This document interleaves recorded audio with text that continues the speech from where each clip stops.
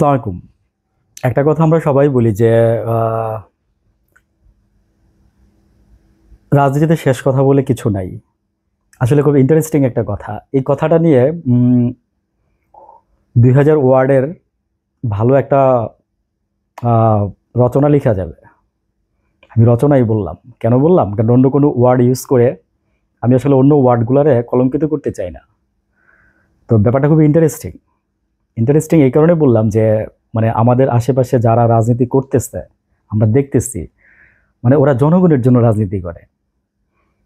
অথচ জনগণ কি চায় সেটাই তারা বুঝে না। বুঝছেন, মজার বিষয় হচ্ছে এটা। মানে ওরা জনগণের জন্য রাজনীতি করে আর জনগণ কি চায় সেটাই তারা বুঝে না। তো বুঝতে হবে আমাদেরকেই। কেন বলতেছি? মানে আসলে কি জানেন, নিজের লাভের জন্য, স্বার্থের জন্য, স্বার্থের বাইরে কিন্তু কেউ কোনো কাজ করে না। যে যে কাজটাই করে তার একটা স্বার্থ থাকে। এই যে আমি এখানে কথা বলতেছি, বলতে পারেন যে আমার স্বার্থ কি। আমার স্বার্থটা আমি বলে দিই। আমার স্বার্থটা হচ্ছে আমরা তো আসলে মুক্তিযুদ্ধ দেখি নাই, শুনছি আমাদের দাদি নানিদের মুখে আমরা মুক্তিযুদ্ধের কথা শুনছি। তো মুক্তিযুদ্ধ যখন আমরা দেখি নাই, যখন নাকি এই যে 24 জুলাইয়ের আগস্টের গণ অভ্যুত্থান দেখছি, ওইখানকে মানুষ কিভাবে বন্দুকের সামনে নিজেকে মানে হাত দুইটা ছড়াই দিয়ে বুক পেতে দিতে দেখছি, তখন আমরা মনে হয়েছে কি জানেন, যে আমার মনে হয় আমি একটু স্বাধীনতা দেখছি। এবং আমরা কিন্তু এটাকে বলি এটা একটা স্বাধীনতা, কিন্তু ওই যে আমাদের দেশে সুশীল আছে কিছু, বুদ্ধিজীবী আছে কিছু, ওনারা এই কথাটাকে মানতে চায় না। বিপ্লবী সরকার এটাই তারা মানতে চায় না। কারণ কি জানেন, মানে অনেক স্বার্থ আছে এখানে, অনেক লোকাই তো অনেক স্বার্থ আছে। আমি আপনি সাধারণ মানুষ আমরা বুঝবো না ভাই ওদের স্বার্থগুলো। মানে ওই যে বললাম একটা কথা, যে ক্ষমতার লোভ একবার যাকে পাইছে বা ক্ষমতার লোভ যাকে পেয়ে গেছে, সে কখনো এই লোভ ছাড়তে পারবে না। টাকার চেয়ে ক্ষমতার লোভটা অনেক বেশি। ফার্স্টে মানুষ কি করে বলেন তো ভাই? ছোটবেলা থেকে যখন আমরা বড় হই তখন আমরা চিন্তা করি যে পড়াশোনা করতেছি, একটা চাকরি করব। এটাও আমাদের একটা ভুল থিওরি। ঠিক আছে, আমাদেরকে দাস বানাই রাখা হয়েছে। তো তারপরে আমরা চিন্তা করি যে বিয়ে করব, বাচ্চা কাচ্চা হবে। মানে অ্যাজ ইউজুয়াল, আপনি 8 ঘন্টা চাকরি করবেন, আপনাকে পুরো দিনের জন্য কিন্তু আপনাকে ওই কোম্পানি কিনে নেয়। আপনি কিন্তু এরপর আর কিছুই করতে পারবেন না। কিছু করতে আপনি পারবেনও না, বিকজ আপনি টাইমটা মিলান, আপনি নিজেই বুঝতে পারবেন। ঠিক আছে, আপনি টাইমগুলো মিলান। 8 ঘন্টা জব করার পরে আপনার হাতে কয় ঘন্টা সময় থাকে, আপনি কি করবেন আর কি চিন্তা করবেন, আপনার হাতে কোনো সময়ই থাকবে না। ঠিক আছে, আমি বাস্তব থেকে কথাগুলো বলতেছি। বলতে পারেন যে ওয়ান কাইন্ডস অফ আমার লাইফ থেকে আমি কথাগুলো বলতেছি। তো এনিওয়েজ আমি প্রসঙ্গে আসি। তো রাজনীতি যারা করে আসলে তারা মানে ওই যে বললাম যে টাকার জন্য, টাকা তো থাকবেই কিন্তু ক্ষমতা, বুঝছেন, মানে ক্ষমতার লোভ যাকে একবার পাইছে সে কোনোদিন ক্ষমতার লোভ ভুলতে পারবে না। টাকা গেলে টাকা আসবে, টাকা আসে যায়, টাকা আসে যায়, কিন্তু ক্ষমতা কিন্তু ভাই আসে যায় না। ক্ষমতাটা আপনার হয় নিতে হয়, ঠিক আছে, ধৈরা মাইরা কাইটা, আর নাইলে জনগণের ভালোবাসা দিয়ে আপনাকে ক্ষমতাটা অর্জন করতে হয়। ঠিক আছে।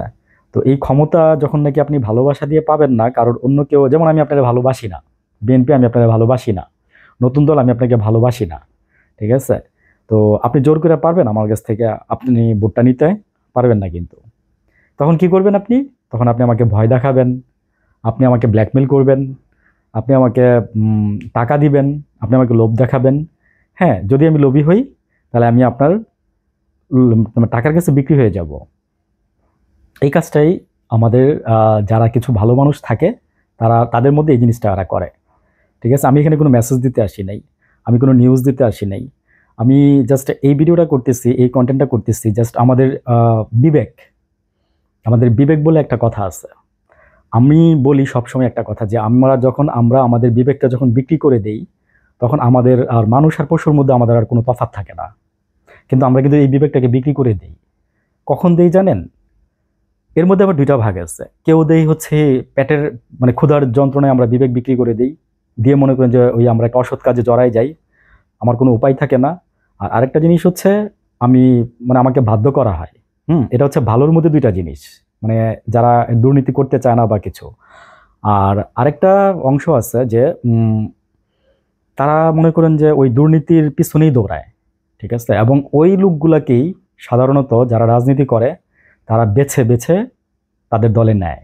বুঝছেন? তো আসলে রাজনীতি, নির্বাচন, ক্ষমতা এগুলো কাদের দরকার? আমাদের সাধারণ মানুষের এগুলো দরকার নেই। আমাদের কি দরকার জানেন? আমাদের দরকার হচ্ছে নিরাপত্তা, আমাদের দরকার হচ্ছে ট্যাক্স বেট কমান। আমাদের কথা হচ্ছে আমরা আপনাকে টাকা দিচ্ছি, ট্যাক্স দেই। আমরা আমজনতা আপনাদেরকে, সরকারকে আমরা ট্যাক্স দেই।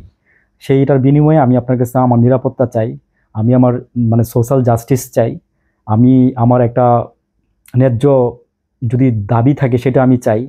ঠিক আছে, কিন্তু এগুলোই তো আপনারা এনশিওর করতে পারতেছেন না। আপনি তো আমার খাওয়ান না, পড়ান না। পড়ান, খাওয়ান, সরকারের বলতেছি, যেই সরকারই আসুক। ঠিক আছে, আপনারা আমার খাওয়ান না, পড়ান না। তো আমি জাস্ট এই বিবেক নিয়ে এই দুটা কথা বলে শেষ করে দিচ্ছি। আর 30 সেকেন্ড বলবো। তো আমরা না আসলে বিবেকটাকে না অনেকেই বিক্রি করে দিচ্ছি। দিচ্ছি বলতে কি, মানে আমাদের বিবেক নাই, সোজা কথা। ঠিক আছে, যার বিবেক নাই, পশু এবং মানুষের মধ্যে তার কোনো তফাৎ নাই।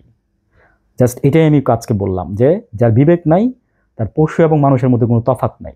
আজকে থেকে এই কথাটা যাদের বিবেক বিক্রি করে দিচ্ছেন, তারা এই কথাটা বারবার মনে করেন। ঠিক আছে, ভালো থাকবেন। আসসালামু আলাইকুম।